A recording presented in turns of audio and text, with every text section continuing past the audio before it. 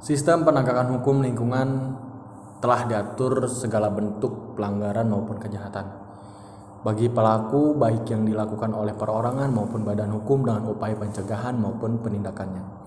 Di dalam praktik perselisihan mengenai lingkungan, penyelesaiannya dapat melalui hukum administrasi negara, hukum perdata, dan hukum pidana. Yang pertama, penyelesaian perselisihan lingkungan berdasarkan hukum administrasi negara. Pendekatan hukum administrasi negara untuk penyelesaian perselisihan lingkungan hanya dapat dikenakan sanksi administratif saja, berupa pemberhentian sementara atau pencabutan izin dari perusahaan yang bersangkutan.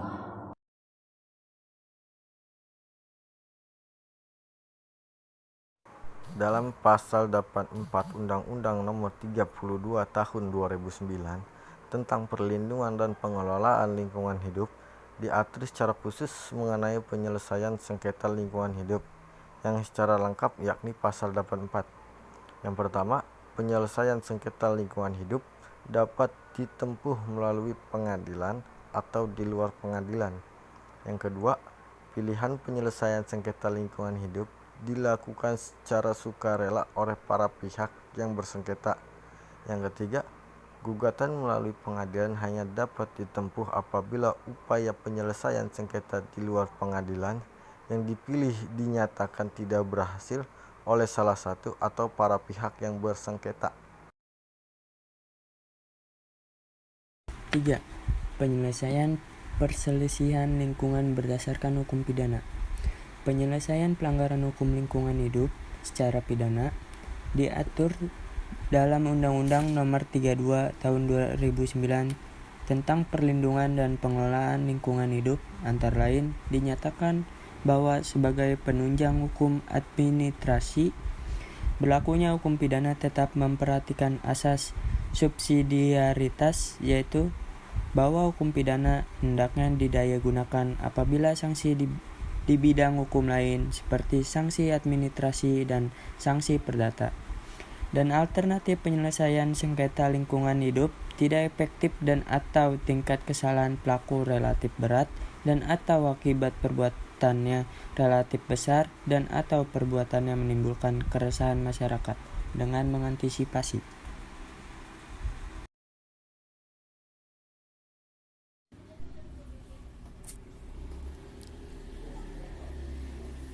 Sistem penegakan hukum lingkungan di Indonesia dikarenakan aturan perundang-undangan tentang lingkungan hidup belum ditegakkan secara sepenuhnya.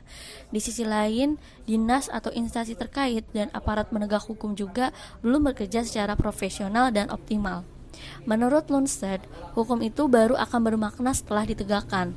Jadi, dalam suatu negara, betapa baiknya suatu peraturan perundang-undangan jika tidak disertai dengan jaminan pelaksanaan hukum yang baik, niscaya sistem penegakan hukum itu akan sia-sia.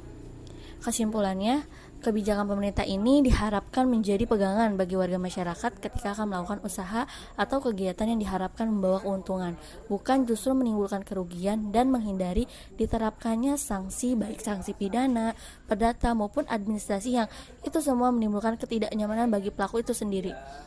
Pemanfaatan kekayaan alam hendaknya dilakukan secara bijaksana dengan memberi izin bagi masyarakat yang akan mengelola alam ini. Pemerintah tidak bisa hanya mendasarkan misalnya hanya pada keuntungan segi ekonomi semata, namun juga memperhatikan kelestarian lingkungan. Supaya penegakan hukum lingkungan di Indonesia agar optimal, diharapkan dinas atau instansi dan aparat penegak hukum mempunyai kapabilitas moral dan bersikap profesional dalam menyelesaikan permasalahan lingkungan hidup sesuai dengan hukum dan peraturan perundang-undangan yang berkaitan langsung dengan masalah lingkungan tersebut.